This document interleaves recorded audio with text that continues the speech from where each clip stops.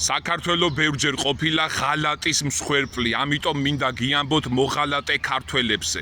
მოღალატე ფილიპე მახარაძეზე მინდა მოგიყვეთ პირველ ნაწილში. ფილიპე მახარაძე დაიბადა 1868 წელს. 1900 წელს დაუახლოვდა სტალინს და მასთან ერთად იღებდა მონაწილეობას პარტიასთან ერთად რევოლუციურ საკითხებში. 1907 წელს ფილიპე მახარაძის უშუალო დავალებით განხორციელდა ილია ჭავჭავაძის მკვლელობა. მას ძალიან დიდი როლი უჭირავს ილია ჭავჭავაძის მკვლელობაში. ასევე 1921 წელს რუსეთ-საქართველოს ომის დროს საბჭოთა კავშირს დაუდგა გვერდით და თავისი წვლილი შეიტანა საქართველოს გასაბჭოებაში.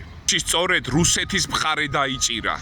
ჩვენი გმირების სისხლის ღვრა მისთვის არაფერს არ წარმოადგენდა საერთოდ. ფილიპე მახარაძე გარდაიცვალა 1951 წელს და დაკრძალეს მთაწმინდის პანთეონში. მას რა თქმა უნდა ვერ შეეგუა ქართული საზოგადოება და 1987 წელს მისი საფლავი ააფეთქეს ეროვნული მოძრაობის აღმავლობის პერიოდში, ააფეთქეს მისი საფლავი, ხოლო 1999 წელს მიხა ცხაკაიასთან ერთად გადაასვენეს ხუდადოვის სასაფლაოზე, როდესაც უკვე სხვა გზა აღარ ქონდა დარჩენილი. 2008-2009 წლებში მათი საფლავის ადგილას დაკრძალეს ნოდარ დუმბაძე და ანა კალანდაძე. რა თქმა უნდა, მოღალატე ქართველი განდევნეს მთაწმინდის პანთეონიდან. დაწერეთ კომენტარებში კიდე რომელ მოღალატე ქართველზე გავაკეთო ვიდეო.